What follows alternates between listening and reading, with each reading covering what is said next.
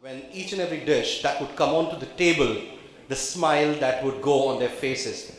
That actually took me back 16, 17 years back when I started serving with my own hand. I mean, I was then a waiter. So, what has changed from then till now? Time. Time has changed, so has the software and the hardware.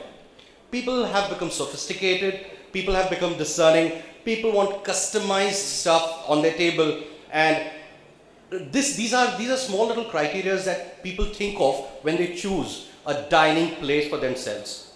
Today's kitchen, ladies and gentlemen, has become like a few generations back Indian women. Backstage, back of the house, but today's Indian women are there in the front, rubbing shoulder to shoulder with each one of us. That exactly is what has happened to the Indian kitchen. Like Chef Oberoi quoted, back of the house were treated like shit. And he fought for the dignity of the chefs. Right. Now, I just borrowed this quote from Chef Oberoi, thank you very much. And that is precisely what has happened to the kitchen these days. The kitchen has evolved. And ladies and gentlemen, today's panelists that I have are going to tell you what exactly happened. The panelists who are there today have worked on the kitchen and evolved it from the firewood, a proper usage of firewood, to the smoking gun. Essentially both give you the similar flavors, but what they have been able to do is to bring you from that lot to this lot. And to begin my session, ladies and gentlemen, so let's start with Mr. Verma. What do you think, what has been your experience of the kitchen evolution that you have been through from the time you started? I mean, your resume reads that you were the passer of 1966 batch from the Oberoi school, and that's when probably my parents were not even thinking of getting married, right? So, all yours, sir. It spans nearly 5 decades, and would take a great deal of time to explain. But all I can say is that 5 decades has gone very fast as far as I'm concerned, or my own life is concerned.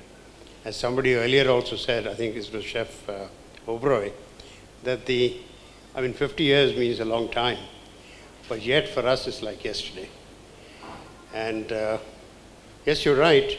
When we joined the industry, it was in its very nascent stages, and only 2 hotels of any good worldwide reputation, I would say, were existing. I'm sorry, 3. The Ashoka, the Taj in Bombay, and the Oberoi in Delhi. And I haven't seen the Ashoka nor the Taj, but I joined in Delhi. And all I can say is that at that time, it was a beautiful, well-planned, well-laid out, and sparkling kitchen. But then I went to see some other hotels that the company ran, and they were not the new ones. But that's where the reality lay, that we were still working on marble stones or counters made out of concrete, or wood or charcoal stoves. Gas hadn't come into the kitchen even at that time. So exhaust and ventilation was very, very poor. And working conditions in the kitchen were also quite hard. And things have progressed over the years, basically because of education, I would say. And our education also started more or less the same time, the Pusa School of Management, as well as the one in Bombay. So from that point onwards, the people have been trained, and they have trained more and more in hotels, and the education has brought about the change. We can only bring about and facilitate the spaces where they can work, but finally the change has to come from the people themselves, the chefs themselves. I have tried my level best to go to independent restaurants or hotels where they're working on the floor and in their kadhais or patilas, and try to give them different equipment, make them stand and work. but they're still not used to it. They still want to do it the old way. So I think the great thing is that the people themselves have brought about this change by education, I by guess learning. it's more to do with like what Chef Ubroy said, that from Khansamas to the cooks, now Absolutely. they've evolved to the chefs. Absolutely. So that's what it has happened. Absolutely. Sir, Mr. Kumar, would you like to give your inputs on this? Kitchens are becoming, what I've seen, is more and more expensive in terms of equipment and all that. But I'm yet to see a properly planned kitchen. Most of the kitchens are a compromise kitchens, because the planners are called in when the building has already come up. The building is ready, the doors are there, windows are there, flooring is done, everything is done, then the kitchen planner is asked to please come and plan the kitchen. What the hell he do? He only a compromised kitchen he makes it. It is not a real functional kitchen. There are many examples for that to be given. But the fact is this, most of the kitchens done in this country are compromised kitchens, because we are not called, the experts are not called by the architects or by the owners at the right time. They should be involved right from the day the building is being designed. The location of the kitchen is very important. The size of the kitchen is very important. Its in and out is very important. The staff lockers, staff washing, staff showers, everything is important. But because all space is so less or so this way, that you have to cut down many things to get the kitchen going on. So it is, one thing is very important, that the owners or the architects should involve a kitchen designer right from the day one to get the best kitchen. And that kitchen will be not only more operational, but will be more economical also from the point of view of the equipment and from the point of view of the staff running also, because they are properly designed, because the flow has been taken on and all these things done. So that is one thing is lacking to get the best kitchens, at least in India. Right, Mr. Kumar, taking a lead from what you've said, compromised kitchen, Mr. Madan, would you like to share your view on space utilization, considering that the cost of the land has increased so much so that, be it a restaurant or a hotel, most of them are actually wanting to kind of give more space to the guest in the restaurant phase, and then a smaller kitchen is actually making way. So what's your take on that as a consultant? See, a smaller kitchen is good news for the owner, because the cost of the kitchen goes down, because you have that much of space only to put equipment. But it's bad news for the chef. He has to compromise on his menu, or he has to give a menu for which he has to, literally, work very hard or start early to see that the food is served at time. But what would you talk about? What would you say is a trend, like say for example, a Manish Malhotra or a Gagan, who Gagan, we just heard that when he wanted to open his restaurant, he was predetermined that he's doing a progressive Indian kitchen.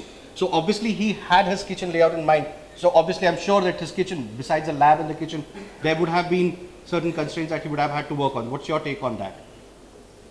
See, if you have a small kitchen, it is right from beginning a compromised kitchen. Because whatever you want to provide, everything has to be reduced in space. So what happens is that because of the compromise, it's going to affect somewhere. Whether it's going to be the food quality, or the menu, or the people working within the kitchen. Okay. Mr. Khanna, what are the new equipments that is making way into the kitchens these days? And what is the new thing that's coming up for the next gen chefs to work upon? I think equipment has moved quite advanced. Things are moving. New products are coming in. There's always this discussion, should we go imported, should we go Indian? I think there's space for both.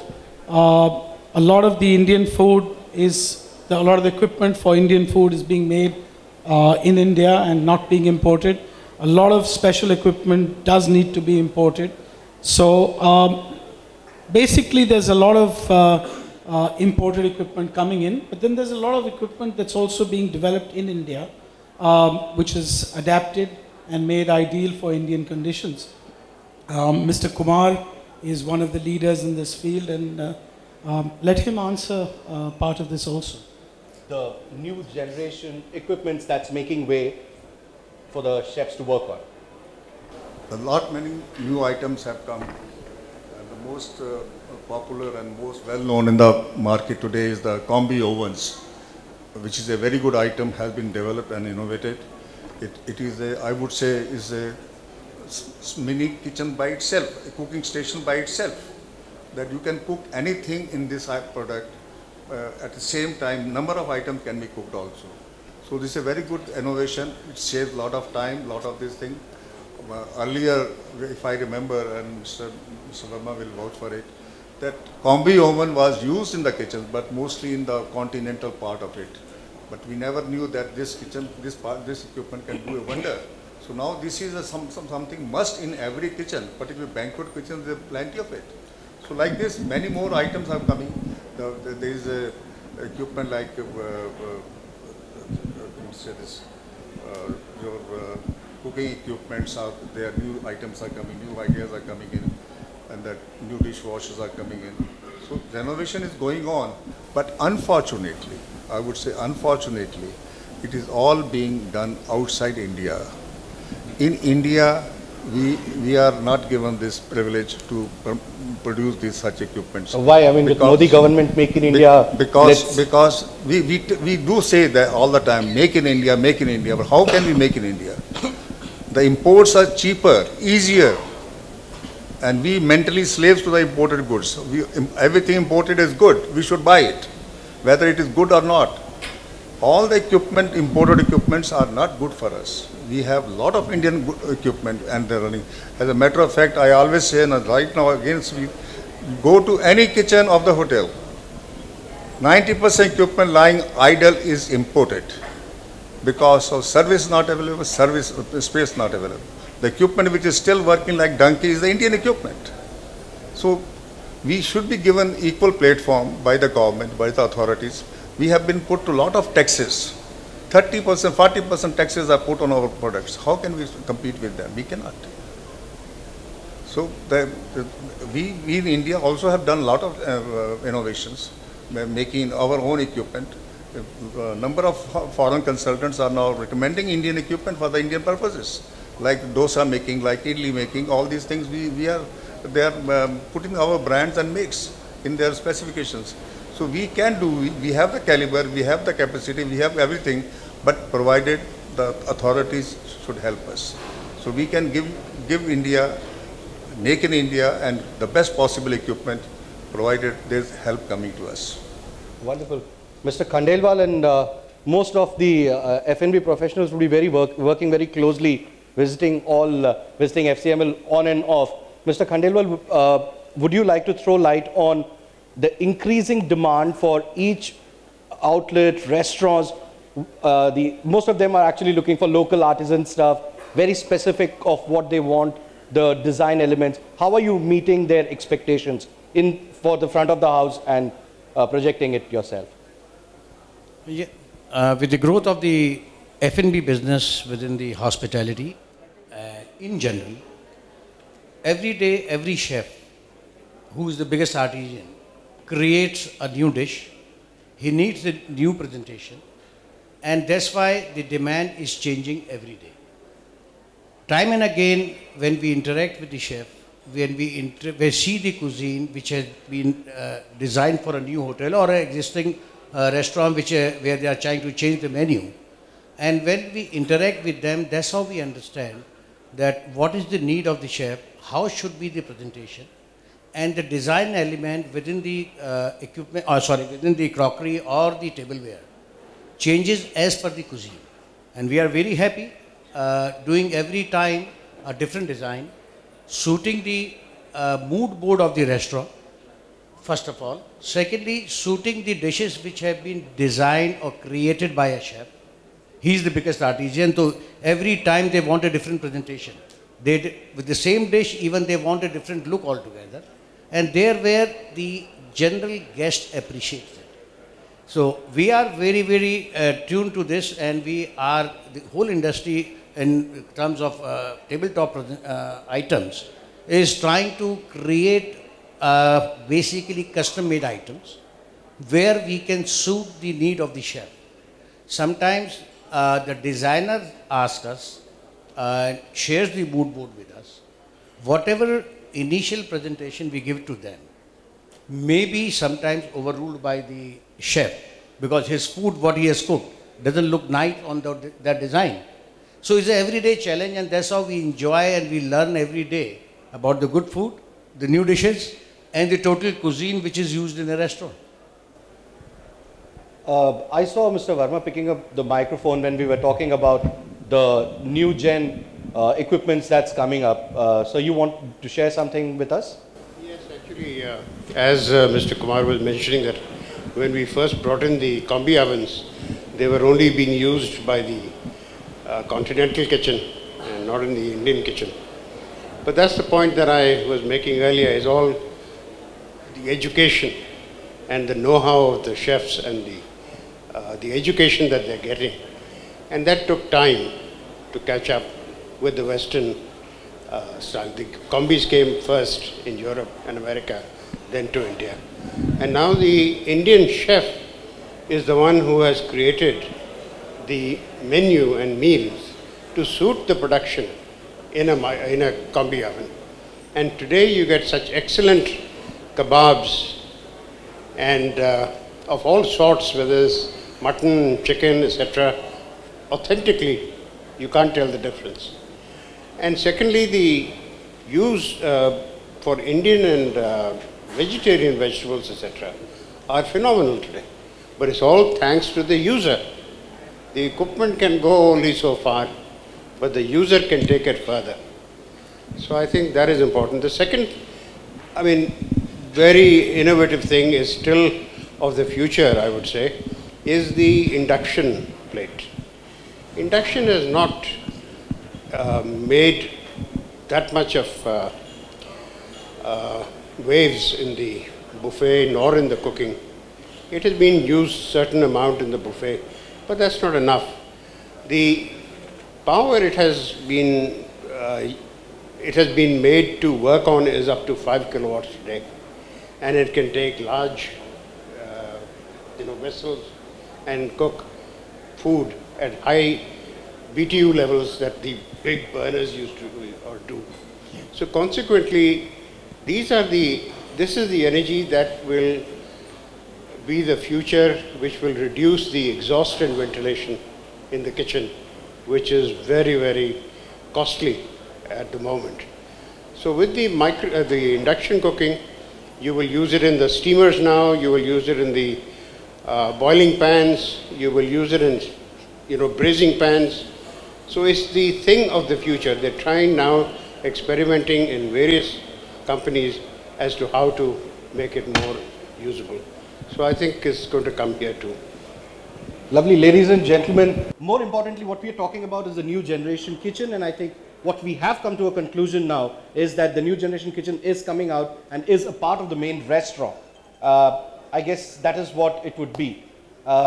Thank you very much. Is there any questions that I'm inviting? Chef Gill? Question as a food for thought also. Okay. I just like to know from the panel, which has a 228-year experience, as you said, that if they can name one or two things, which if I have to open a restaurant in America or in London or outside the country, is there anything that I cannot open my restaurant, Indian restaurant, I have to import it from India for my kitchen equipment?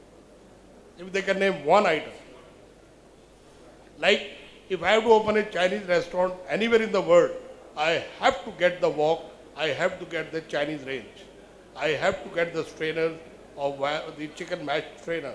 I have to get many things from China if I have to open the restaurant any part of the world or in China. If I have to open a Japanese restaurant, I have to buy Japanese equipment. I have to buy a Japanese knife to open the restaurant. Is there any equipment, is there any tool which is made by these manufacturers for the Indian restaurant to open anywhere in the world or in India?